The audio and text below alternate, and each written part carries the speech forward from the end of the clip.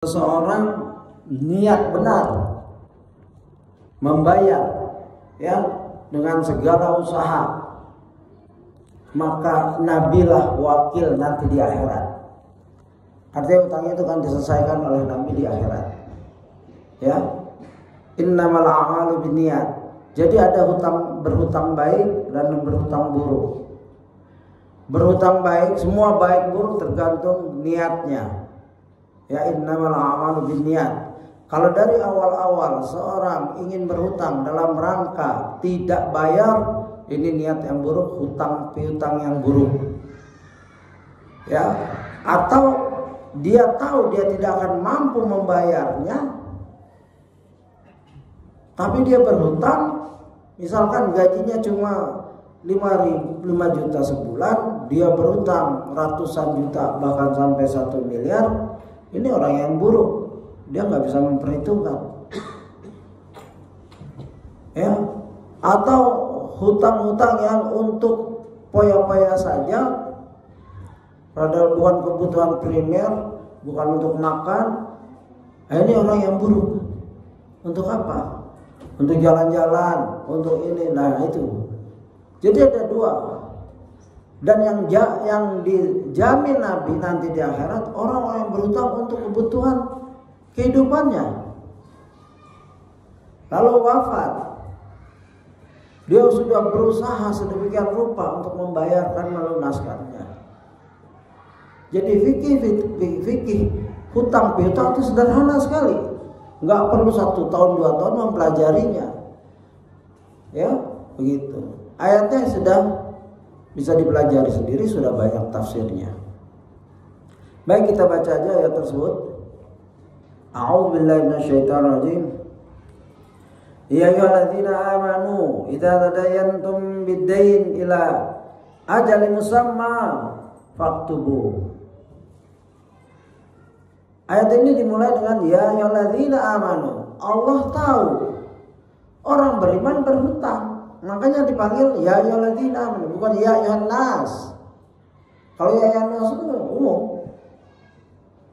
Jadi dijelaskan ya ayyuhalladzina amanu.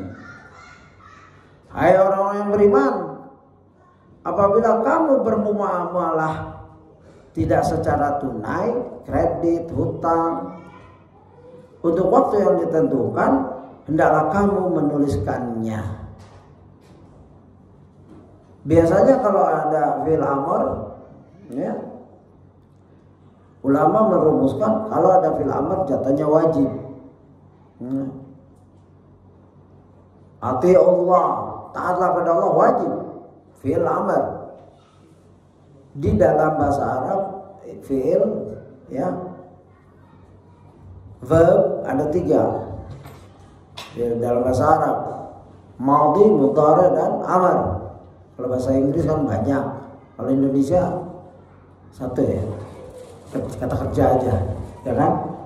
Tidak ada kata kerja lampau, semua kata kerja makan. Aku telah makan, aku sedang makan, aku mau makan, sama tuh makan. Kalau Inggris kan ada ya present simple, future tense, ya, and past tense. Yang lalu dan banyak tense lain. Inggris paling susah dalam kata kerja. Dan ini menunjukkan kalau kita paham bahasa Arab sedikit, faktubu, hendaklah sedemikian rupa berusaha. Walaupun mungkin tidak wajib, karena ada memang kenyataannya hutang-hutang kecil tidak ditulis. Kalau wajib hutang kecil juga harus ditulis. Misalkan kita terburu-buru ke kantor, tahu-tahu mau bayar tiket bis, kita nggak ada uang, ya kita pinjam sama teman kita, kan nggak nulis. Kalau nulis kereta sudah lewat, maka kita sepakati akan dibayar kapan nih? Oh, kapan aja, selesai. Itu ada akad di situ. Saya pinjam 100 ya, kapan dibayar? Kapan aja, gampang. Sudah, itu akad antara yang hutang dan yang dihutangi. Selesai itu.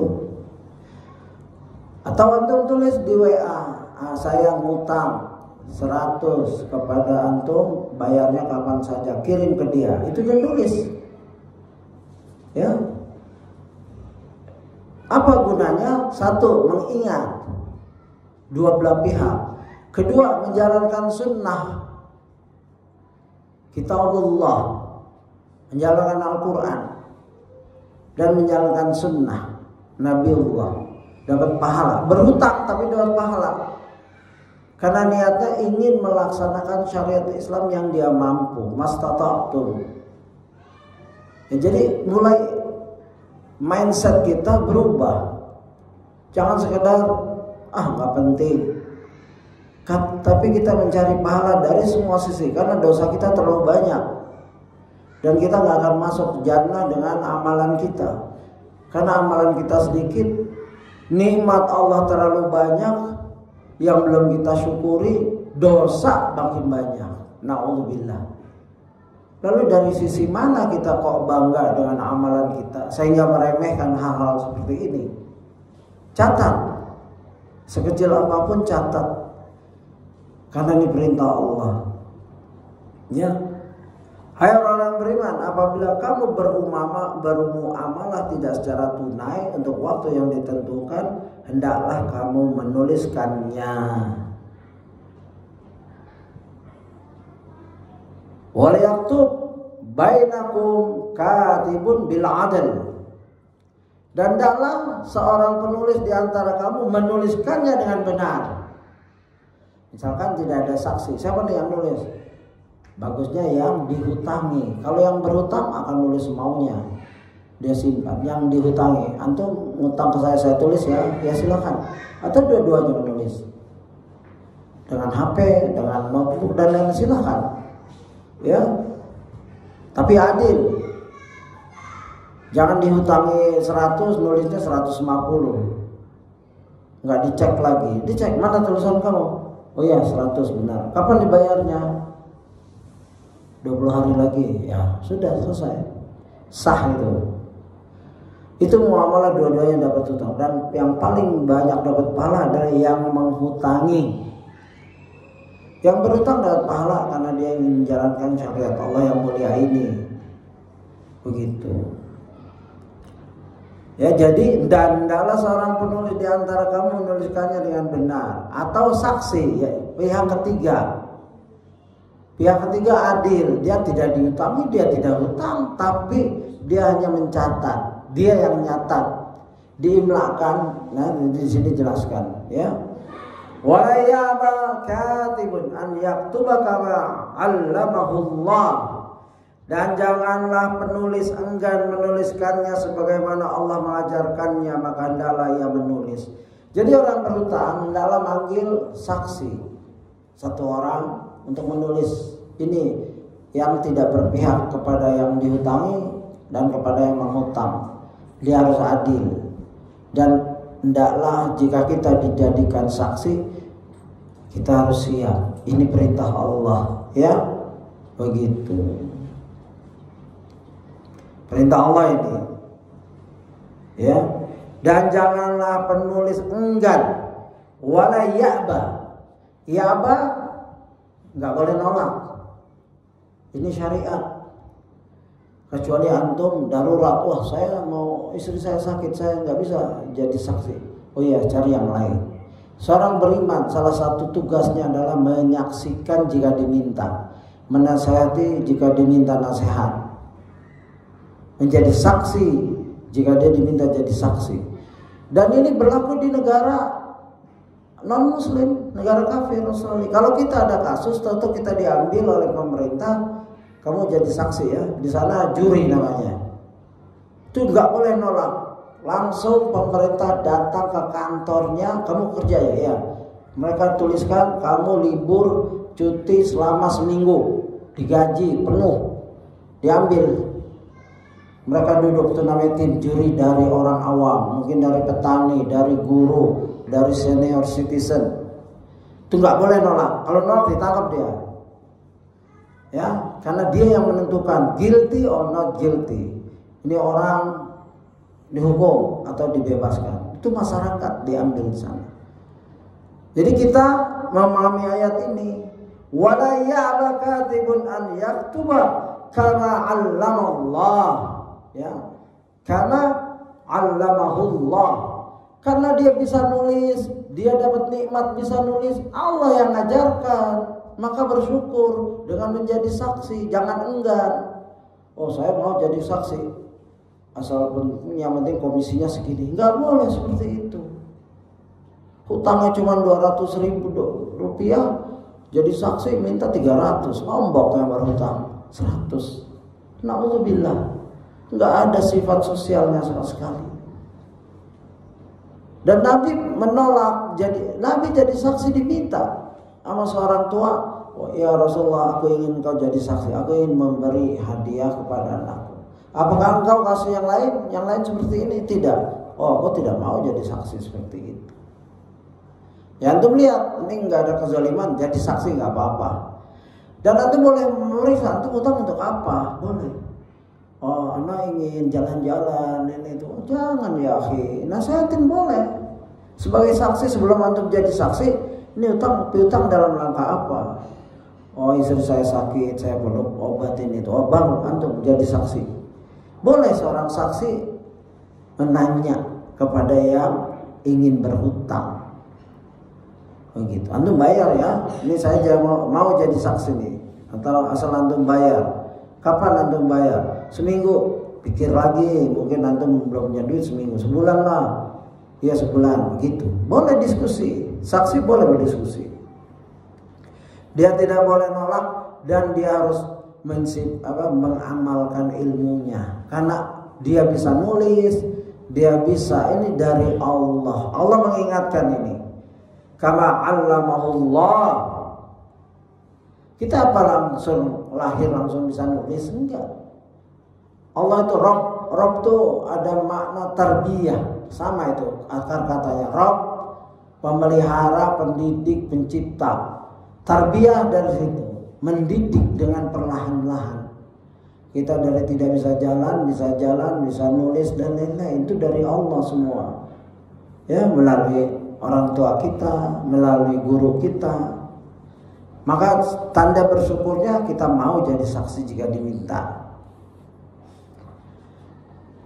Dan ayatnya selanjutnya, fal yaktub wal yumli lilladzi 'alaihil haq wal yattaqillah rabbah wa la yabkhas minhu syai'a. Maka hendaklah orang yang berhutang itu mengimlakan apa yang akan ditulis, ya. Imla wal yumlil, dikte. Ya kan kita belajar waktu SD di dikte itu, tulis ini. Kalau bahasa Arab imla, ada pelajaran imla dalam bahasa Arab dari kata ini. Wal yumlil ladzi alaihi, yang orang berhutang menuliskan, aku nama fulan-fulan bin fulan, nomor KTP-nya. Kalau sekarang ada nomor KTP ini boleh, alamat, berhutang kepada fulan bin fulan dengan jumlah hutangnya rupiah kah, dolar kah, gitu. Lalu akan membayarnya cicil 3 kali, sebulannya segini, boleh. Kontan. Ini muamalah yang Allah langsung yang mengaturnya, bukan lawyer, bukan notaris. Ini Allah. Allah tidak ada keperluan mencari komisi di sini. Allah Rabbul Alamin. Allah yang maha besar, yang malaikatnya aja besarnya kayak yang pemikul arsy itu besar sekali. Ya, otak kita nggak akan membahas, mau mengurusi hal-hal seperti ini untuk kita, untuk umat Islam agar masuk jannah. Jangan sampai kita terperosok dari hal yang kecil-kecil. Kelihatannya kecil, padahal di sisi Allah besar. Sampai Allah turunkan ayat panjang sekali, rinci. Dan betapa banyak di antara kita berhutang belum tahu ilmunya, ya berjalan begitu saja secara tradisi. Wah, tradisi di sini boleh ngutang. Ya, ngutang kalau lupa lunas. Kalau lupa lunas, dari mana hukumnya itu? Ya. Dan Biasanya yang hutang habis hutang tuh lupa. Itu syaitan itu. Yang dihutangi ingat tiap detik. Yang hutang lupa. Dan lebih galak setelah itu. Lebih zalim. Nah ini nggak benar. Apalagi sekarang ada pinjol, pinjaman online. Hidup di zaman kita ini orang dibikin miskin dengan berbagai cara. Orang yang lemah diinjak agar ditambah lemah. Ya. Oleh sebab itu dengan ilmu yang Allah turunkan, dengan kitabullah yang sampai akhir zaman, ini semua terjawab. Cuman kita mau enggak? Dan ada ilmunya, cuman kita mau belajar apa enggak? Sebagai matahari terbit tiap pagi dan terbenam tiap maghrib, itu begitu terus matahari. Tapi orang yang tidur satu harian enggak akan lihat itu. Seakan-akan matahari tidak ada. Ya, begitu. Ilmu-ilmu ini ada dan ulama telah menyusunnya, menjelaskannya, rinci. Ya. Mengimlakkan orang yang berhutang, mengimlakkan dengan jujur dan penulisnya jujur. Begitu. Ditambah fal yattaqillah rabbah, maka bertakwalah ya kepada Allah Rabbmu. Di sini ada taukid. Rabbah badal pengganti dari Allah. Sudah bertakwa kepada Allah Rabbmu, itu penekanan. Ya, Rabbnya. Ya. Dan hendaklah yang bertakwa kepada Allah Rabbnya, Tuhannya. Dan janganlah ia mengurangi sedikit pun dari utangnya. Apa ini? Misalkan saksinya sudah kong kali kong, istilahnya bermain, ya, dan yang dihutangi enggak mereksa, enggak teliti, langsung diimlakan. Saya berutang kepada kamu segini rupiah, 100 rupiah, ya, dicatat di situ cuma 90 rupiah, disimpan. Dan yang dihutangi tidak ngecek lagi. Ini nggak boleh, akan dosa. Ini muamalah batil, mengandung dosa, karena ada ketidaktakutan pada Allah. Karena di antara tiga orang ini ada saksi, yaitu Allah. Allah menyaksikan muamalah ini, akad ini. Ya, walaupun itu di balik tembok yang tebalnya sekian, cuma bertiga, tapi Allah yang keempat. Ya. Karena ada sifat manusia curang. Inna nafsa la'amaratu bisu. Sungguhnya nafs manusia ini dirinya cenderung kepada berbuat yang buruk. Zaluman jahula, zalim lagi bodoh. Ini sifat-sifat karakter kita nih. Ingin curang, ya utang 100 bilang 90. Nah, apalagi bayarnya nanti. Jahil tidak tahu bahwa ini disaksikan Allah, disangka ini urusan bertiga saja. Ya, zaliman jahula, zalim, dia ingin menzalimkan saudaranya. Jahil terhadap hukum Allah dan kekuasaan Allah. Begitu. Fa in kana alladhi 'alaihi al-haqq safihan aw da'ifan aw la yastati' an yumilla huwal falyumlil walihu bil 'adl. Ya, ini banyak istilah-istilah yang perlu diketahui. Jika yang berhutang itu orang yang lemah, safiha, ya, safihan itu safi itu orang bodoh, lemah. Mungkin bahasa kasarnya keterbelakang mental. Ya. Jika yang berhutang itu orang yang lemah akalnya atau lemah keadaannya, ya, dhaif, ya, enggak, orang yang enggak ada status mungkin di masyarakat rendah gitu.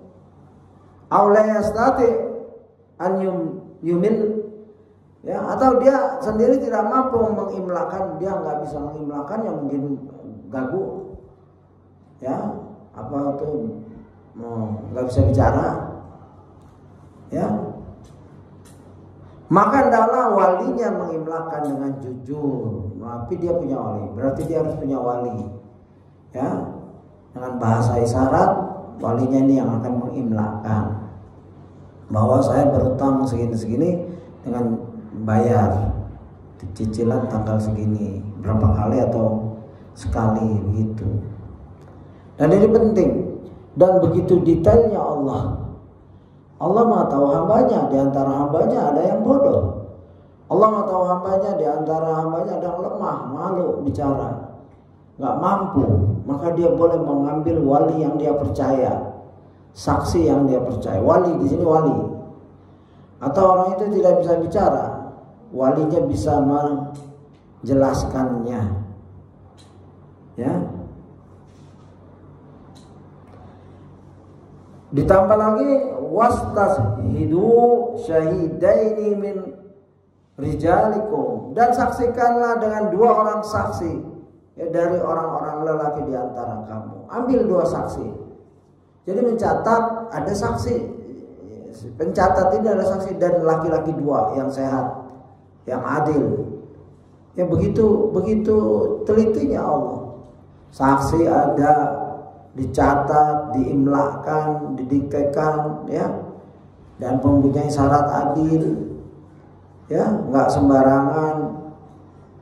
Makanya ulama menjelaskan, ada orang yang tidak pernah berjamaah dalam salat Jumat jangan dijadikan saksi dan tidak berhak jadi saksi. Begitu banyak ulama melihat, ya. Dan juga kalau kita nyewa penyembelihan, kalau kita menyewa penyembelihan hewan kurban, hendaklah mencari yang sholat. Itu bagian dari hukum Allah, ya. Karena kalau orang yang meninggalkan sholat dengan sengaja bisa jatuh pada kekafiran dan sembelihan kita bisa rusak, ya, begitu. Nah, saksi juga gitu, yang 2 orang saksi, yang 2 orang saksi lelaki. Fa'in lam yakuna rajulaini, jika tidak ada 2 orang laki-laki, farajulun wa amratani mimman tardawna minasyuhada, maka boleh seorang laki-laki dan 2 orang perempuan dari saksi-saksi yang kamu ridhoi. Syaratnya orang ini ridho kepada 1 laki 2 perempuan, jadi 3. Kalau ayat ini diterapkan aman insya Allah, karena melibatkan 2 orang laki saksi dan penulis, yang dihutangi dan yang hutang, 4. Kelimanya Allah. Atau kalau nggak ada 2 orang laki, yang dihutangi 1 orang, yang berhutang 1 orang, 1 laki dan 2 perempuan sebagai saksi, dan diimlakan, ya, ada tulisan, ada akad verbal, ucapan, komplit ini. Inilah syariat Allah, dan inilah yang banyak dilanggar, ya, sehingga terjadi kezaliman, bahkan pembunuhan gara-gara nagih utang, nyawa melayang. Gara-gara nagih utang, dukun berperan, hutangnya 300, ditagih, dia ke dukun bayar 500. Ada kayak gitu, yang untung dukun.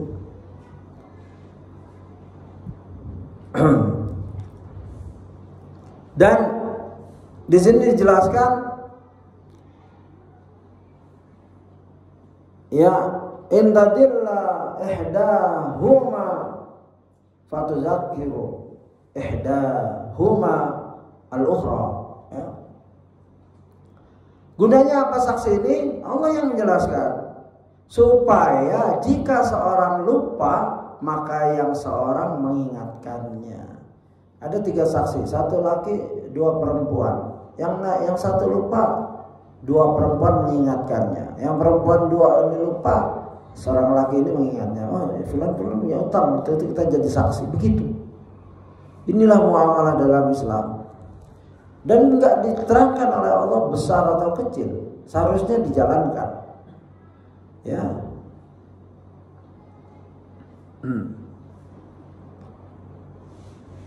Dan ini dikuatkan, wala ya'ba syuhada idza ma du'u.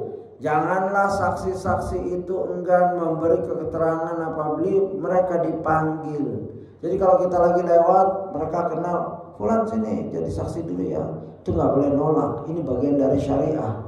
Kecuali ada uzur benar. Ya, istri saya sakit, saya harus ngantar istri, atau anak sakit, boleh. Tapi kalau lagi nggak ada apa-apa, silakan. Atau kalau antum lagi kerja, maaf kalau saya terlambat, saya dikeluarkan nih. Oh ya, cari orang lain. Ini syariat. Jadi kita harus mempunyai sifat sosial. Islam mengajarkan itu. Ya. Kadang-kadang kita suka dengar kata-kata main-main, tapi kalau kadang-kadang kayak benar, wah ada uang dengarnya nggak? Jangan seperti itu. Ini kalau dikasih alhamdulillah, ya nggak perlu. Ini sosial dan balasannya dari Allah, pahala ini. Antum menyempatkan 30 menit waktu kita dipakai untuk menjadi saksi, balasannya besar di sisi Allah. Satu, mencegah pertengkaran antara orang yang diutangi dan orang yang mengutangi. Mungkin keluarganya makin besar, marwah, kehormatan orang yang berhutang dan lain-lain.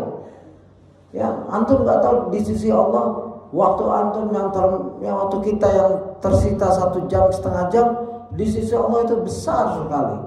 Itu ibadah. Ibadah bukan sholat saja, bukan zakat saja, bukan puasa saja. Bahkan dalam satu hadis, ya, al-ana amshi ma'al muslim, ya, fi hajjatihi, dan makna hadis, aku berjalan bersama seorang muslim dalam rangka menyelesaikan hajatnya, fi hajati, ya, ahabba ilayya an i'tikaf, aku lebih cintai daripada aku i'tikaf sahrain, 2 bulan di masjid ini. Ini Nabi. Kalau beliau diminta, itu lebih baik daripada i'tikaf di masjid Nabi 2 bulan. Misalkan ada orang muslim yang lain minta dianterin, lagi nyari kerjaan dan dia peluk kita sebagai saksi, benar nggak dia baik, terus kita jalan, kita tinggalkan i'tikaf kita, ahabba ilai, lebih baik daripada i'tikaf kita, karena dia akan mencari kerjaan mungkin untuk anak istrinya, untuk bayar hutang, untuk kehidupannya, atau dia sedang dikejar-kejar, ya, anaknya kelaparan, ya, ahabba ilai. Ini hadis, ya, mungkin kita bahas suatu saat. Jadi antum jadi saksi, menolong muslim lain, kalau mampu laksanakan. Banyak dalil-dalil. Jadi bukan ngasih uang saja. Antum udah nggak punya uang, nggak pernah nolong. Kalau kita udah nggak punya uang, nggak pernah sedekah, terus apa yang kita punya? Tenaga, waktu, silahkan. Jangan pelit itu diborong semua. Ya, ilmu seperti tadi, ilmu menulis, ilmu mengimlakan, itu ilmu yang Allah beri kepada kita. Kita syukuri, ya, dengan menginfakkannya. Zakatnya ilmu mengajarkan. Ya, Allah kasih kita kemampuan menulis karena zaman Allah menurunkan ayat ini kepada kaum yang ummi, nabinya buta huruf. Kaumnya kebanyakan buta huruf tapi daya hafalnya kuat. Kaum jahiliyah itu banyak yang tidak bisa nulis, tapi perintahnya menulis. Ayat pertama Iqra. Apakah Allah tidak tahu Nabi tidak bisa baca? Tahu. Allah Maha tahu. Ya, Nabi membaca sampai menghafalkannya. Jibril menerang, Iqra ma ana biqari, Iqra ma ana biqari, aku nggak bisa baca. Ketidakmampuan Nabi baca dalam mukjizat, sedangkan kita, ya, kelemahan. Nggak boleh berdasarkan dalil Iqra terus kita pada nggak bisa baca, nggak boleh. Dan alhamdulillah sekarang kita bisa baca semua. Ya, jadi wala ya'bas Syuhada'u idza ma du'u. Kalau dipanggil jadi saksi enggak boleh nolak. Wala tas'amu an taktubuhu saghiran aw kabiran ila ajalihi. Dan janganlah kamu jemu menulis utang itu baik kecil maupun besar sampai batas waktu pembayarannya. Allah tahu manusia malas nih yang gini-gini. Utang 100 saja antum nulis. Bukan orang ini nggak percaya. Kalau ada orang yang ingin mengamalkan ini, kita ngutang 100, dia bilang saya tulis ya. Kan kamu begitu aja nggak percaya, jangan begitu. Dia sedang mengamalkan ayat Robnya, ingin mencari pahala. Oh ya silakan tulis, Anda senang sekali begitu. Dia sedang mengamalkan ayat Allah, kalamullah. Biarkan, ia tulis. Dan antum ridho dengan dia nulis, itu bukan karena satu, dia bukan karena tidak percaya. Dua insan ini sedang menjalankan kalamullah. Biarkan. Yang ketiga kita jadi saksi, alhamdulillah. Ya, tapi biasanya kalau utang 100, 200 tidak ditulis itu. Begitu. Jadi janganlah kamu jemu menulis utang itu baik kecil maupun besar. Ya Allah sangat merinci. Wala ya tas'amu an taktubuhu saghiran aw kabiran. Kecil atau besar. Kecilnya berapa? Ya kecil secara uruf. Secara kebiasaan kita uang kecil itu berapa? Ya, tulis. Atau besar secara uruf mungkin 100 juta ke atas besar, atau 50 atau 10 juta ke atas besar, ya udah. Ya, hidup kita di kalangan segmennya mana? Mungkin kalau segmennya di Pondok Indah 100 juta kecil, ya mungkin. Ya. Mereka biasa minjam 200 juta nggak ditulis. Ya, bayar 2 hari. Kalau kita minjam 200 juta, nah nanti Anda bayar 2 hari. Ada yang percaya nggak? Ya, kebanyakan nggak ada yang percaya. 200 juta. Ya, boro-boro. Jadi lingkungan kita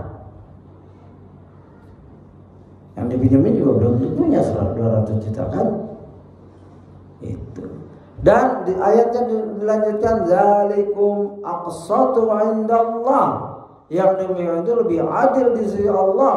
Ingat, adil di sisi Allah, bukan di sisi manusia, bukan di sisi yang diutangi, bukan di sisi yang mengutangi, bukan di sisi syahid yaitu penulis dan saksi.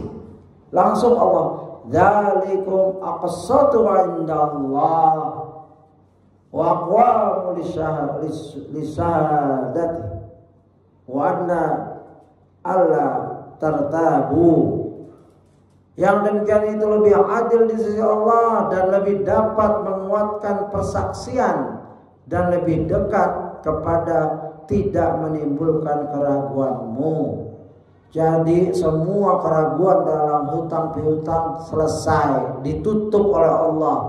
Karena Allah tahu nih makhluknya ini nih sering ngeyel, sering nipu, sering lupa, sering salah, sering les.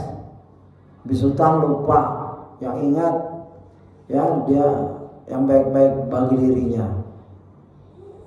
Ya, dan Allah tartabu wadna Allah tartabu, dan lebih dekat pada tidak menimbulkan keraguan. Tartab itu ragu-ragu, syak. Padahal perintah dakma yaribu, tinggalkan apa yang membuat kamu ragu-ragu.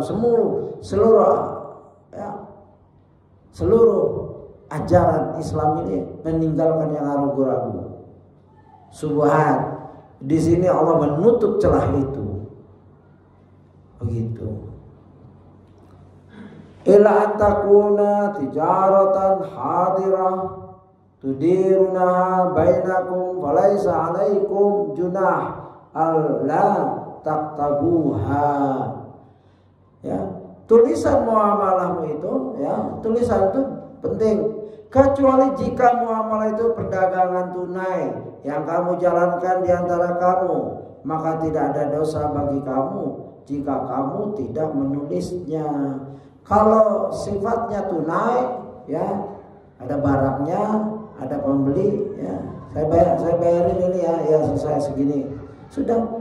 Ada budak berpisah, sudah. Ada majlis khiyar adalah masih di situ, nggak jadi setelah dipegang gini, nggak jadi, itu harus diterima, belum keluar dari majlis khiyar. Kalau udah keluar, ya mungkin HP-nya itu jatuh terus balik lagi, nggak jadi, itu nggak boleh, karena mungkin cacatnya di dia waktu beli, maka ada majlis khiyar. Nah ini boleh nggak ditulis. Ya, kalau antum muamalah kontan bukan kredit, ya selesai, nggak ditulis nggak apa-apa. Artinya yang sederhana, kalau rumah dan lain-lain kan tetap ada ya surat-surat dan lain-lain. Dan di sini tidak dijelaskan di terjemahannya tidak ada dosa bagi kamu. Artinya jika hutang-hutang itu bisa membawa dosa kalau kita lengah. Karena dosa yang satu tidak, pertama dosanya tidak menulis akan menimbulkan dosa keraguan. Berapa hutangnya waktu itu, kapan dibayarnya, itu dosa. Akhirnya bikin suzon, akhirnya bikin retak ukhuwah Islamiyah atau silaturahim, putus gara-gara berhutang. Gitu. Dicegah itu semua. Wazinu idza tabayyatum wala yudar katibun wala syahid, dan saksikanlah apabila kamu berjual beli, dan janganlah penulis dan saksi saling sulit menyulitkan. Semua urusan muamalah hendaklah sahal, mudah. Ya, sahalallah, Allah akan memudahkan. Orang yang sering berurusan bermuamalah dan memudahkan muamalahnya, Allah akan mudahkan urusannya. Begitu. Penting sekali di sini. Jangan menyulitkan. Ya, begitu. Berjual, janganlah penulis dan saksi saling sulit menyulitkan. Ya, diancam itu. Diperingati oleh Allah. Wa in tafalu fa innahu fusuqun bikum wa taqullah wa yu'allimukumullah wallahu bikulli syai'in alim. Ayat ini ditutup. Jika kamu lakukan yang demikian, yaitu saling menyulitkan antara saksi, ya penulis, yang hutang yang diutangi, maka sesungguhnya adalah suatu kefasikan pada dirimu. Dan bertakwalah pada Allah. Allah mengajarmu dan Allah Maha mengetahui segala sesuatu. Ilmu ini nikmat dan Allah yang memberi. Enggak mungkin tanpa pertolongan Allah kita punya ilmu, enggak mungkin. Sebagaimana Nabi Adam diajarkan, ya, wa'allama Adam asma, dan Allah mengajarkan Adam nama-nama seluruhnya, bahkan mufasir ya kan sampai tembikar-tembikar itu tahu. Malaikat nggak tahu ini apa. Adam menyebutkan seluruhnya. Ya silakan baca tafsir Ibnu Katsir. Ya, wa'allama Adam asma kullaha, dan Allah mengajarkan ilmu pada Adam yang malaikat bingung. Dari mana ini? Dari Allah. Malaikat tahu kelemahan Adam, ya. Syaitan langsung tahu kelemahan dan bangga. Aba wastakbar, dia bangga lagi sombong. Kalau malaikat tidak. Ya, begitu. Jadi ilmu yang Allah berikan pada kita dalam rangka kebaikan diri kita dan umat dan masyarakat sekitar kita. Dengan menginfakkan, mengajarkannya. Di antaranya ilmu yang penting untuk kita ketahui karena kita bermuamalah adalah ilmu tentang utang piutang. Begitu. Wallahu a'lam. Jika ada pertanyaan silakan. Ini masih berapa menit lagi, Pak Nafis? 15 sampai 20 menit. Jika ada pertanyaan dalam bab ini silakan. Ya, silakan.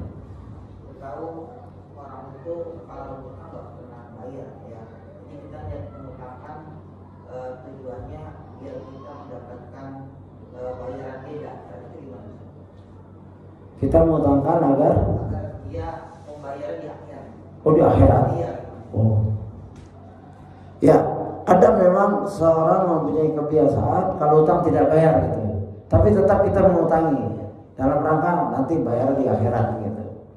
Ya kalau bisa urusan dunia jangan sampai ke akhirat. Karena kita belum tahu di akhirat tuh bayarnya dengan azabkah, dengan diambilkah amal-amal baik dia. Kalau dia sudah habis amalannya, dosa yang mengutangi diambil, saya itu kan serang gitu. Lebih baik antum merubah niat.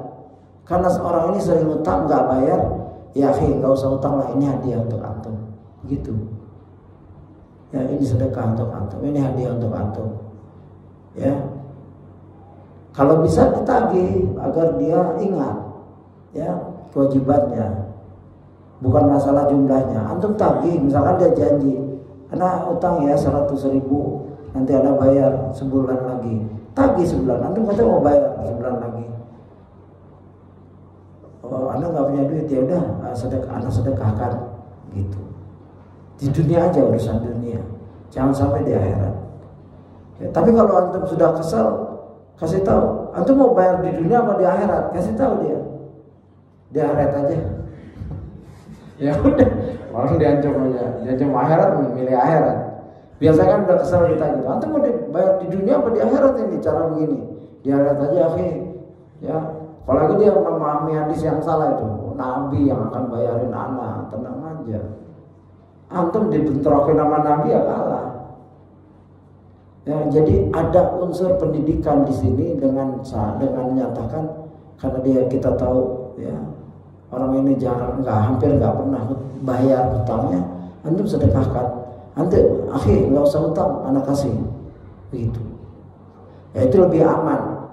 Kalau nanti antum dapat pahala di akhirat selesai, ya, takutnya antum jadi saksi bertahun-tahun juga di sana di akhirat kan.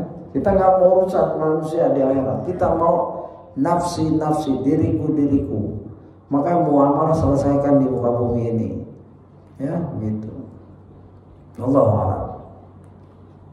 Silakan jika ada pertanyaan lain. Ya. Waalaikumsalam. Saya punya orang tua yang sudah sepuh dan tinggal di luar kota. Saya ingin mengunjungi beliau, tapi saya juga mempunyai hutang yang harus dilunasi. Di tengah ekonomi yang sedang melemah, mana sebaiknya didahulukan, Ustaz? Karena jika saya mengunjungi beliau, membutuhkan dana yang tidak sedikit juga, dana tersebut bisa untuk membayar hutang saya. Baik. Ya ini di mana situasi memang agak sulit bagi seorang yang mempunyai dua kebutuhan primer, satu bayar hutang, dua mengunjungi, ya, dan sudah tua, ya. Yang baik adalah kalau menurut pendapat saya adalah mendatangi orang yang kita hutangi, diskusi dengan mereka, dengan dia ini. Ya Anda bisa bayar, saya bisa bayar hutang antum nih. Benar, saya bisa. Alhamdulillah saya ada uang. Dengan ini dia selamat. Ya dia tidak terkena hadis di mana orang yang cenderung ingin menghindar dari hutang. Datangi dulu. Tapi Anda pas saat ini juga ingin sekali mengunjungi orang tua. Ya, mereka udah tua sekali. Mungkin saya nggak akan sempat jumpa lagi. Ya, jadi adil, antum jujur, ya, tidak sembunyi, tidak lari. Apalagi kalau utang itu sudah jatuh tempo.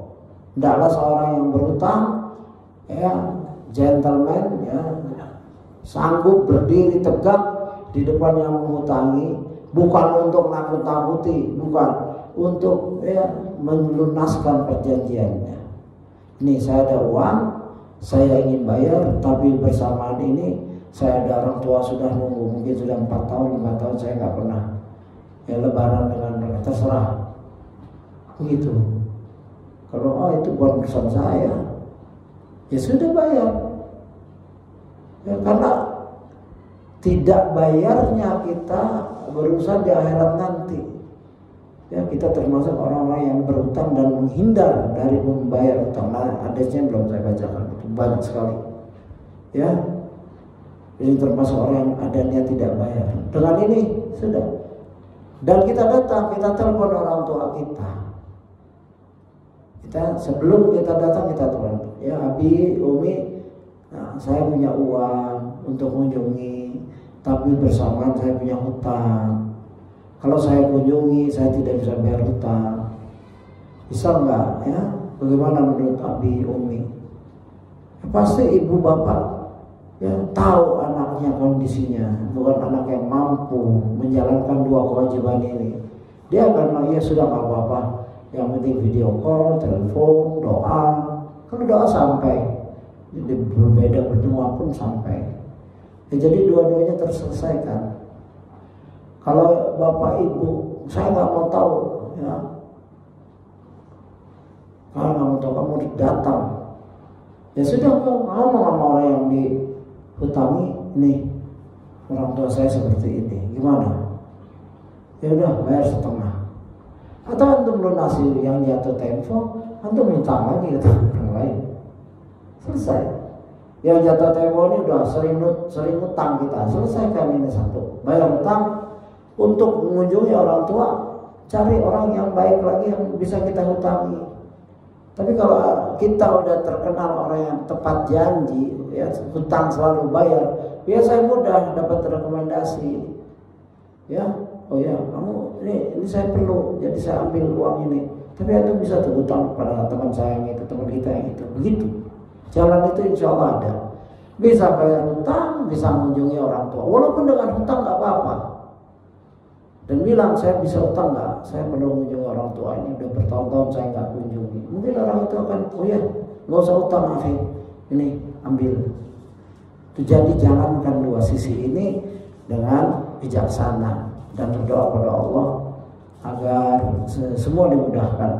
Jika orang itu jujur, Allah akan mudahkan.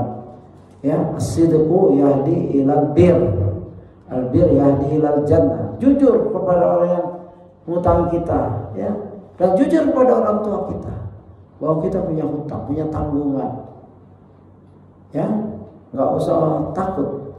Akhir, ya, kebaikan itu bagi orang yang bertakwa. Wallahu a'lam. Ya. Menyambung dari pertanyaan yang lalu, bahwasanya terkadang kedekatan malam ini menggampangkan, Ya. pakai aja. Tapi kan kita berpikir bahwasanya itu akan mengandung konsekuensi. Makanya maklumnya para sidik ini, dia muslim dinamakan kepada Ambiya yang orang sidik, sehingga kita ini was-was bahwasanya itu dipinjamkan atau dibeli, karena mungkin sulit mencari membawa apa namanya yang bersangkutan di hadapan kita untuk kita kembalikan. Nah, ini diberikan sebagai apa namanya sumbangan atau amal jariah ke masjid atau lain-lainnya. Apakah menggugurkan hutangnya? Ya, ini banyak ditanyakan oleh para ulama. Jika ya seseorang mungkin karena saking dekatnya malu untuk mencatat, malu untuk menagih, ini akan merusak muamalah yang sebenarnya. Malu itu tidak pada sisi ini, ya. Al-haya kullu khair. Malu itu baik, ya, tapi tidak dalam sisi ini. Seperti malu menuntut ilmu, dia nggak akan dapat ilmu terus, ya, begitu. Jadi dalam hal ini kebiasaan yang mudah-mudahkan, ya udah biasa aja. Nah, ini dilihat, ditakit lagi. Antum membebaskan utang ini atau gimana? Ya bayar kapan saja. Ya bayar berarti, walaupun kapan saja, gitu. Nah, kalau misalkan yang kita hutangi entah kemana, pulang kampung dan kehilangan jejak, kita berusaha jujur, mentrace, mencari sampai di mana keberadaannya atau turunannya, ya, masih tidak dapat juga, ya sudah kita sedekahkan atas nama dia. Tapi satu nih nongol ketemu gitu, Kita perbarui akad kita. Akhi, anak kan dulu punya utang sekian. Saya cari bertahun-tahun, antum gak ada sesuatu, antum ada sekarang. Uang utang itu saya sudah sedekahkan. Gimana tuh? Tetap bayar, ya bayar. Itu sedekah buat kamu aja. Saya nggak perlu sedekah, saya perlu uang saya sekarang. Ya bayar. Gitu niat yang sedekah buat sedekah kita itu berubah niat boleh. Ya. Karena sedekah tanpa izin pemilik. Ya. Kalau orang itu masih hidup tahu. Tapi jelaskan, oh antum udah sedekahkan ya. Ya udah nggak apa-apa. Alhamdulillah jazakallahu. Begitu. Dan mau misalkan kita ingat di antara saudara kita punya hutang, kita dengar saja, terus lalu meninggal, dan yang dihutangi meninggal juga. Kita pernah dengar saudara kita punya hutang, terus kita cek kayaknya belum ada yang bayarin ini. Yang dihutangi meninggal juga, kita telepon, kita ingat dan kita ingin menunaikan hutang saudara kita, walaupun gak ada akad apa-apa, tapi kita yakin ini belum dibayar nih. Kita telepon, kita cari turunan dari yang dihutangi itu. Berusaha cari alamatnya, cari nomor teleponnya, dan sampai jumpa dengan ahli warisnya, ceritakan keadaannya. Fulan bin Fulan pernah berhutang, saya tahu itu, dan keyakinan saya dia belum bayar. Bagaimana saya ada rezeki, saya ingin membayarkannya, tapi cicil karena besar misalkan. Lah kalau yang warisnya sana bilang, oh nggak usah, insya Allah kami ridho, ya selesai sudah. Ini antara ahli waris dan ahli waris, ada dialog seperti itu. Ya, tapi kalau iya boleh bayar cicil, ya bayar. Agar sebagaimana hadis di mana Rasulullah pernah lewat, ada orang disolati, apakah dia punya utang? Tidak, Rasulullah menyolatkan. Terus ada lagi mayit, lalu ditanya, apakah fulan punya utang? Tidak. Baru Rasulullah mau sholat, ada 2 dirham atau 2 dinar. Oh, Rasulullah gak menyolatkan. Lalu ada sahabat Abu Qatadah, aku yang akan bayar ya Rasulullah. Langsung Rasulullah sholatkan. Setelah sholatkan, Rasulullah cek ke Qatadah, bagaimana yang 2 dinar atau 2 dirham itu? Belum aku bayarkan, kamu bayarkan. Ya, yang berjanji mau bayarkan harus bayarkan. Setelah dibayarkan, apalagi ke Rasulullah, saat ini dia adem karena panas waktu itu. Sebelum hutangnya dibayarkan panas. Saat ini kuburannya adem. Kata Rasulullah gitu. Jadi nggak boleh bermudah-mudah juga. Yang nggak boleh cepat-cepat mensedekahkan sebelum usaha. Ya, belum tentu orang itu hidupnya sedang makmur. Mungkin duit yang kita sedekahkan itu bisa menyelamatkan dia dari dikejar-kejar hutang juga. Ya mungkin dia sudah berhutang. Jadi tahan itu, ya tahan uang itu sampai kita maksimal mencarinya. Kalau sudah selesai, ya kita pikir secara perhitungan kita sudah nggak bakal ketemu nih, ya sudah sedekahkan. Dengan syarat kita harus siap jika dia ngomong, toto datang, mana utang saya, kita harus bayar. Begitu. Nggak boleh kita enggak, saya udah bayarin, saya sudah sedekahkan. Itu nggak berlaku itu. Kalau dia bilang ya sedekahan selesai, alhamdulillah. Itu. Wallahu a'lam. Ya ulama-ulama setuju dengan itu. Betul. Ada pertanyaan lagi? Ya. Kalau misalkan hutang tapi tidak dengan saksi, apakah dengan menceritakan itu sudah cukup atau bagaimana? Menceritakan itu setelah kejadian hutangnya gitu. Waktu saat hutang piutang tidak ada saksi, ditulis nggak? Nggak ada tulisan. Ya, hutang piutang yang tidak ada saksi dan tidak ditulis bisa hilang. Jadi nggak boleh saling menuntut. Jika yang menghutang, yang berhutang menolak membayar, itu udah nggak bisa. Ya, di pengadilan Allah, di muamalah dunianya, urusan belakang Allah. Bukti transfer gitu. Oh itu bukti transfer kalau memang ada itu namanya tulisan, bukti itu termasuk. ya, apalagi transfernya atas nama banknya gitu. Itu udah termasuk tulisan. Bagian dari kalau transfer kecuali cash. Ya kalau transfer itu bagian dari catatan elektronik yang diakui sekarang di kehidupan kita ini. Ya Anda transfer tanggal segini, ya udah itu buat di pengadilan juga buat. Ya di antara kita juga buat. Dihapus kita kan nggak menghapus, ada bukti transfernya. Maka bukti transfer disimpan itu sebagai sudah cukup mencukupi dari muamalah yang begitu rinci ini. Itu sudah masuk, nggak apa-apa ya. Insya Allah. Ya ada lagi yang lain? Ya. Bagaimana kalau melebihkan pembayaran utang tapi niatnya itu adil? Ya. Ya Rasulullah pernah berhutang hewan, onta atau pokoknya hewan ternak. Lalu datang menagih, ya Rasulullah engkau berhutang ini. Oh ya ambil di situ. Begitu diambil nggak ada yang sesuai dengan waktu Rasulullah pakai. Dia lebih bagus, lebih mahal. Terus adanya ini ambil, nggak apa-apa. Sisa itu hadiah, boleh. Karena nggak diawali dengan perjanjian. Kalau di perjanjian itu riba, ya ada kaul kullu qardin zaru manfaatin fahuwa riba. Setiap hutang yang di dalamnya ada manfaat maka itu riba. Ya, walaupun dilemahkan di sini maknanya sahih. Setiap hutang piutang yang ada manfaat maka itu riba. Kalau transaksi itu sebelumnya sudah diniatkan untuk dilebihkan itu riba. Tapi kalau seperti Rasulullah tadi, Rasulullah nggak berniat membayar dengan hewan yang lebih bagus, tapi adanya itu ambil nggak apa-apa. Ya. Kalau misalkan di awal sebenarnya kan udah ada pemikiran juga nanti saya lebihin lah itu sebenarnya. Ya, yang ngutangnya kan, yang berhutang ingin melebihkan gitu. Ya nggak apa-apa.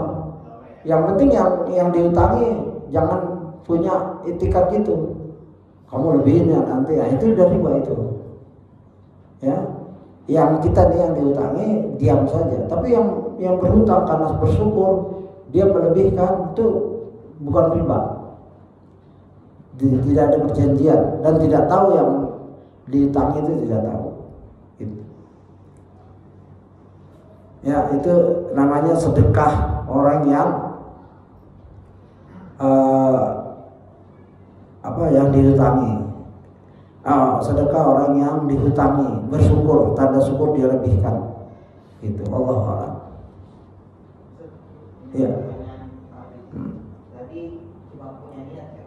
Kalau yang berhutang dia menjanjikan, ini dong kan berganti jadi 2 juta, awal juta 500 itu gimana sih ngomong? Tapi yang ngasih hutang nggak ngomong. Cuma yang berhutang aja kan 2 juta 500 itu, jadi 2 juta ya. Itu nggak boleh. Tapi yang berhutang. Ya itu nggak boleh. Itu perjanjian ribawi yang disetujui dua belah pihak. Dengan memberikannya dia setuju ada perjanjian riba di situ. Jadi dua-duanya salah, nggak boleh itu terjadi. Ya nggak minta, tapi kan diucapkan. Akad yang menjadikan muamalah itu haram, halal itu akad awal. Ya, kalau dia sudah begitu, loh kok kamu lebihin nggak usah, gitu. Sudah nanti pulangin 2 juta aja, gitu. Yang penting tidak ada akad, itu akad disebut lagi. Kalau dalam hati nggak apa-apa, dan dia nggak tahu kan. Tapi ditekan udah nggak usah lebihin, saya takut terjadi ribawi. Begitu boleh diperingatkan, ya gitu. Jadi ada kejadian memang seperti itu di zaman Nabi, melebihkan dengan tanpa akad, ya. Ya. Kalau ini titip makan gitu, kita berkantor gitu kan, jadi pakai uangnya dia dulu, misalkan dia 23.000 gitu, nah kita bayarnya 25 itu termasuk riba atau? Kalau itu hutang ya hindari, itu kan hutang. Kalau upah silakan, nih saya bayar ya, utang saya kan 23.000, ini upahnya mau nggak buat jalan, bensin, upah boleh. Tapi bukan termasuk utang gitu ya. Kita kan pakai uang dia dulu nih Ustaz, 23.000, tapi kita bayarnya kan mungkin nggak ada yang pas gitu 23. Kita bayarnya 25 gitu. Itu nggak termasuk utang. Ya sebenarnya itu utang juga kan, bayar kan utang kan. Iya. Kita bayarnya nggak ngasih duit kan, ya, dia beli pakai uang dia kan, gitu. Soalnya untuk transfer dulu ada, cuman dia nggak ngambil kan. Saya udah transfer tuh 23.000. Untuk kehati-hatiannya kita transfer atau ini utang ya, sudah utang bayar 23 itu. Bahkan di antara ustadz, salah satu ustadz membahas, jika kita pinjam sama istri, saya pinjam yang 5.000, terus kita ada 5.000-an, kita kasih 10.000, itu nggak boleh, kan pinjam meminjam, ya 5.000 bayar 5.000 rupiah, bayar rupiah. Nanti istri kita bilang, ya bayar mas ya, $5. Pinjamnya rupiah, bayarnya $5, 55 juga, tapi beda nilai uang itu nggak boleh, itu riba juga. Hatta sama istri, kalau minjam, kalau minta boleh. Ya, istriku aku minta 5.000 buat bayar ini, udah selesai, dia nggak mengharapkan balik. Kalau balik 10.000, balikin 5.000. Kamu ini mau jadi 10 nih ya, muamalah ribawi di dalam keluarga ini. Kalau mau menggampangkan, itu nggak boleh gitu. Balikin yang 5.000 atau aku kasih hadiah, boleh. Ya, jadi kita ajarkan ini kepada anak kita, istri kita, agar tidak bermudah-mudahkan. $1 aja, 1 rupiah itu riba ya riba. Dan juga sekarang ini kita transfer. Kita ngutang 3 juta. Terus yang diutangi bilang, tolong ya nanti bayarnya karena uang saya banyak banget. Saya pengen tahu dari kamu, itu uang dari kamu. Bayar 3 juta 5 rupiah. Itu nggak boleh itu. Hah? Iya kodenya. Nah, kodenya itu kan duit. Itu riba yang 5 rupiah itu. Kita iya aja. Iya nanti. Pokoknya ada 3 juta 5 rupiah itu utang pelunasan utang. 5 rupiahnya itu riba mutlak asli. Kalau dikurangi Ustaz. Maksudnya? Misalkan 299 kurangi 5 rupiah gitu. Ya kalau dikurangi bukan riba tambah. Ya, tapi nggak ini ya Ustaz. Ya kalau yang dihutangi Ridho, anak bayar 299, 99. Ya nggak apa-apa. Ya wah kalau kurang pokoknya nambah itu riba. Kalau kurang terserah yang diutangi. Ya, gitu. Tidak boleh sebagai kode. Masa kode yang haram? Jangan. Hindari itu. Kalau sumbangan boleh. Kalau ada donasi tolong kasih kode 5. Misalkan mau nyumbang 10 juta. 10 rupiah. Kodenya yang 10 itu adalah donasi pembangunan masjid. Itu boleh karena donasi. Tapi kalau bayar hutang pastikan tepat sesuai dengan yang kita pinjam. Tapi kalau ya. Ini kan net present value dari rupiah turun terus, kita menyesuaikan untuk senilai yang Untuk utangnya dengan rupiah nggak? Ya rupiah. Kalau rupiah harus sama. Tapi net present value si barang itu Nggak, kalau hutang itu kan mau present value dan saya nggak paham gitu-gituan. Yang saya tahu mau utangnya kapan asal dengan rupiah, kecuali dengan dolar. Misalkan kita utang dengan dolar harus bayar dengan dolar, nggak boleh dengan rupiah. Ya misalkan kita utang dengan dolar pada saat itu $10, kita utang nih. Terus kita nggak punya dolar, kita mau bayar dengan rupiah. Pastikan harga dolar itu sama yang sekarang, bukan yang dulu kita hutang. Mungkin waktu itu kita hutang $10 nih ya. Dolar nilainya misalkan dolar Amerika 15.000, kita utang 10.000, $10. Berarti berapa tuh? 150.000 kan? Terus kita mau bayar, nggak boleh dengan rupiah. Sampai kita bayar saya bayar ya utang saya kemarin $10 dengan 150.000 rupiah tanpa ngecek dolar itu berapa, itu nggak boleh. Boleh jadi lebih, boleh jadi kurang. Kalau orang dia nggak ridho, loh saya nggak bisa beli dolar lagi $10 dengan bayaran utang kamu yang 150.000, dan saya nggak bisa. Kalau kita bayar dolar lagi rendah, dia bilang loh kamu kok bayar saya lebih, ini bisa $11. $11 itu $1 riba, gitu maksudnya. Kalau rupiah saya nggak tahu ada value beli memang berbeda.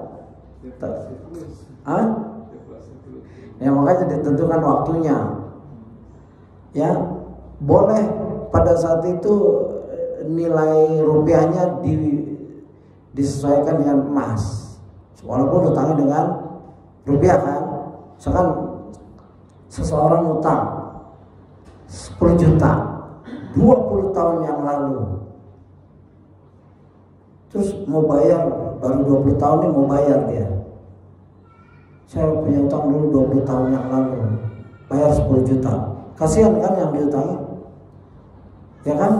20 tahun yang lalu 10 juta dapat apa? Dapat banyak itu. Sekarang 10 juta di 20 tahun yang sekarang ini beda nilainya. Nah itu ada penyesuaian itu. Makanya waktu bayar utang harus ditetapkan waktunya, jangka waktunya itu mempengaruhi nilai tukar uang itu atau tidak. Kalau terlalu lama maka lebih bagus diarahkan ke emas. Ya jadi biar adil. Saya utangnya 100 juta. Baik, kapan bayarnya? Kasih saya waktu 15 tahun. Terserah. Kalau bilang ya udah nanti 15 tahun bayar ya 100 juta. Kalau ridho sama ridho selesai. Peduli dengan harga. Yang penting nggak ribawi di situ. Nggak boleh dia menambahkan. Kecuali ini 150 juta kita kurskan ke emas ya. Dapat berapa gram itu? Nanti kamu bayar nilai emasnya saja. Silahkan itu bisa. Dalam rangka menghindari kerugian bagi yang dihutangi. Ya wallahu alam, ini sudah fikih kontemporer dan saya tidak begitu menguasai dalam bab ini. Wallahu alam. Ya. Kalau ini menahan membayar hutang karena ada keperluan, jadi mungkin kayak di lingkungan kita sendiri gitu, mungkin karena fasilitas yang terbatas dan lain sebagainya, terus akhirnya kita menunda membayar ke developer itu ya. Karena ini muamalah itu ada syurut ya. Al-muslimu ala syurutihim. Seorang Islam di atas perjanjiannya. Ya. Mau developer, mau siapa saja, dia di atas perjanjiannya. Kalau seseorang itu berjanji bahwa dia akan melunasi cicilan misalkan rumah atau mobil ya per bulan segini, maka dia terkena perjanjian itu. Ya. Kecuali ada syarat lagi. Misalkan saya akan melunasi cicilan saya dengan syarat hal ini saat A rapi, B dikerjakan, C dikerjakan. Kalau itu dibacakan di awal boleh sah. Kalau tidak, A tidak dikerjakan, B tidak dikerjakan, C tidak dikerjakan, uang ini saya tahan sebagai pengikat. Boleh itu. Sekarang pertanyaannya, waktu seorang ini bermuamalah, ada nggak syarat-syarat itu? Tertulis nggak? Kalau tidak, nggak berlaku. Itu namanya sepihak. Ya, menahan hutang kita, ya, karena ada hal lain di luar perjanjian, itu namanya penahanan sepihak. Itu seseorang itu keluar dari al-muslimu ala syurutihim. Seorang Islam di atas perjanjiannya, bisa dosa, bisa masuk kepada kezaliman. Ada keinginan tidak melunasi hutangnya, bisa masuk ke situ. Dan ancamannya keras terhadap orang-orang yang ingin mengalihkan hutangnya untuk tidak membayar, ya, gitu.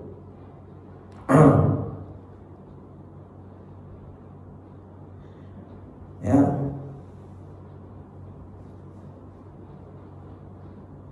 Karena apa? Di sini jelaskan jiwa seorang mukmin tergantung dengan hutangnya hingga ia melunasinya. Barang siapa yang mati dan memiliki hutang 1 dinar atau 1 dirham, maka akan dilunasi dari kebaikannya. Karena di sana akhirat tidak ada dinar, tidak ada pula dirham. Jadi kalau kita punya hutang mati, kebaikan kita yang diambil. Nggak bisa lagi bayar di akhirat dengan dirham, dinar, rupiah. Maka kita selesaikan di muka. Kalau kita dizalimi, ya dia yang zalim. Jangan kezaliman dibalas dengan kezaliman. Kalau kita nggak bayar, kita zalim. Kezaliman tidak boleh dibalas dengan kezaliman. Ya, begitu. Kalau dia zalim, dia urusannya sama Allah. Urusan kita sama Allah adalah bayar hutang, bayar cicilan. Yang nggak boleh kita tahan. Jatuhnya tetap hutang. Alasan apapun. Yang hendaklah orang-orang yang bersikap seperti itu harus menghadirkan dalil, ya, harus menghadirkan dalil bolehnya, ya, menahan pembayaran cicilan yang sudah diakadkan, ya, harus menghadirkan dalil. Dan sampai sini saya belum pernah dapat dalil untuk itu, ya. Karena ada masuk ke sabda Rasulullah, ya, ayyuma rajulin ya daini dainan wa huwa mujmi'u an la yuwaffihi iyahu laqiyallahu sariqan. Siapa saja orang yang berhutang, ya, dengan suatu hutang dengan niat tidak akan mengembalikannya kepadanya, maka ia akan bertemu dengan Allah sebagai seorang pencuri. Kita nggak mau dijuluki gara-gara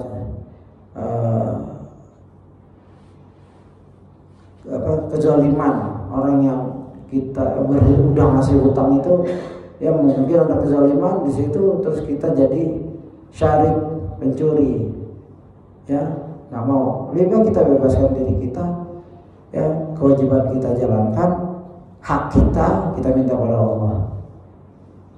Ya, biarkan Allah yang memutuskan. Ya Allah, aku telah menjalankan kewajibanku, ya, bayar cicilan. Kalau kezaliman dia, aku serahkan pada Engkau. Mungkin di akhirat nanti. Kan kita ada dunia lain, ada kehidupan lain. Ya, nggak usah terlalu dipikirin sampai stres. Sudah hutang nggak bayar, akhirnya di masyarakat kita, ya, dipandang, ya, diremehkan karena kita tidak bayar, ya, cicilan kita, ya. Kecuali memang nggak mampu ada penyelesaiannya, ya, tapi sengaja tidak bayar, menahan, itu pasti ada konsekuensi sosial, ya, di antara kita. Apalagi kalau yang dihutang ini bertindak, ya, menyempitkan, melaporkan, mengumumkan, itu rusak. Lebih baik selesaikan masalah kita dan kita minta hak kita pada Allah. Wallahu a'lam. Ya. Ini terkait dengan bank konvensional dan sistem yang prosedur ini. Sebenarnya yang berhak menentukan hukum hak adalah Allah. Allah mendampingi pengatur dari Malkinas. Tapi sistem ini dibuat oleh sedemikian rupa sehingga kita terjebak.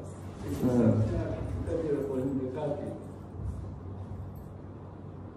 Jadi dalam hal masalah leasing dan lain-lainnya itu terkait dengan tidak boleh mendekati. Ya.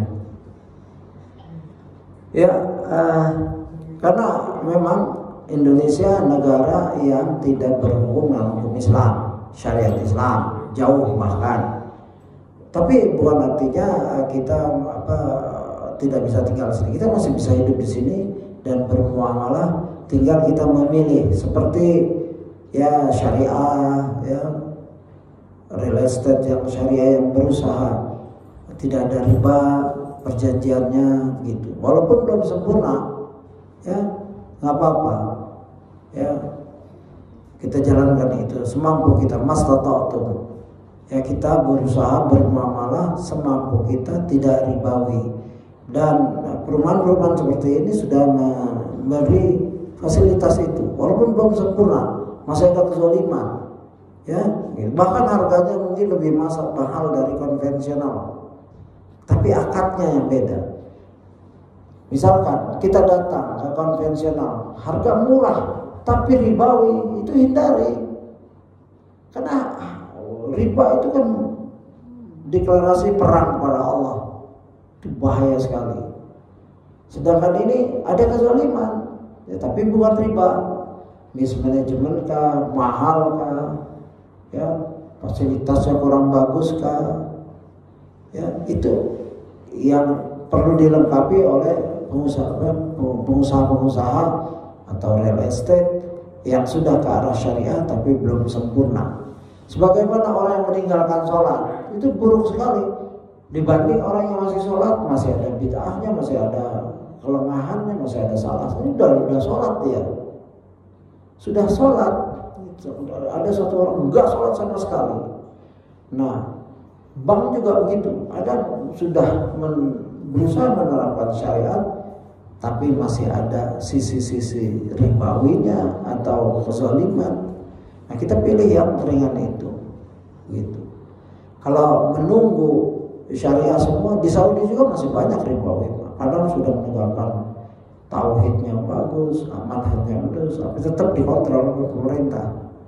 Bank-bank ribawinya di sana, gitu. Negara hampir belum ada negara yang full syar'i dalam sistem ekonominya. Pasti masih tercampur, ada tercampur. Baik Kuwait, ya. Kalau yang di Saudi kan ada Rajhi, ya. Rajhi itu alhamdulillah bagus sekali. Dia benar-benar syar'i, dan di Malaysia masuk itu. Di sini belum. Saya pernah punya murid, ya, karena ngaji sama saya, ngaji lah. Dia cerita susah masuk Rajhi, susah masuk ke Indonesia karena dasar hukumnya. Masuk ke Malaysia, dia real estate-nya, real estate dia beli dulu semua rumah, dibeli dia jual tanpa riba. Di Malaysia ada tuh. Ya, dia beli itu. Jadi kalau bank Rajhi datang, dia beli real estate, dijual tanpa riba 10 tahun, 20 tahun. Ya, fixed rate, nggak ada ribawi sama sekali. Benar dibeli semua dari bank-bank konvensional, dibeli cash, gitu. Ya, Allah. Saya cukup ya, Pak. Atau ada pertanyaan lagi? Mungkin di lain, ini baru ayatnya tuh tadi, ya. Saya udah siapkan banyak materi sebenarnya, ya, tentang membayar hutang disertai memberi hadiah sudah kita lewatkan tadi, ya. Di sini ada ayat sebaik-baik manusia adalah yang paling baik dalam membayar hutangnya. Khairukum ahsanukum qada, ya. Sebaik-baik manusia adalah orang yang paling baik dalam membayar hutangnya. Walaupun dia dizalimi, dia bayar terus, dia bayar. Ya, begitu. Dia udah dengan perjanjian, dia tekun. Ya, mau orang mau nggak bayar terus setahun 2 tahun, nggak peduli, dia nggak peduli itu. Dia bayar aja, urusan dia tuh. Kita nggak perlu terpengaruh dan terprovokasi. Kita pakai dalil dalam hidup ini penting, ya.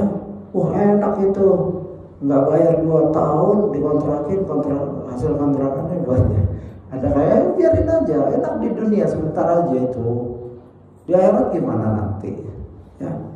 Itu Allah alam. Hendaklah kita jangan terpengaruh dengan nikmat dunia, ya. Dan alhamdulillah, biarkan dunia mengejar kita, jangan kita mengejar dunia.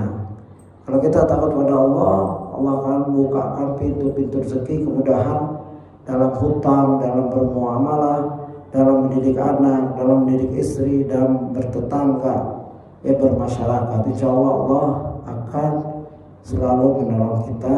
In tansurullaha yansurkum wa yutsabbit aqdamakum.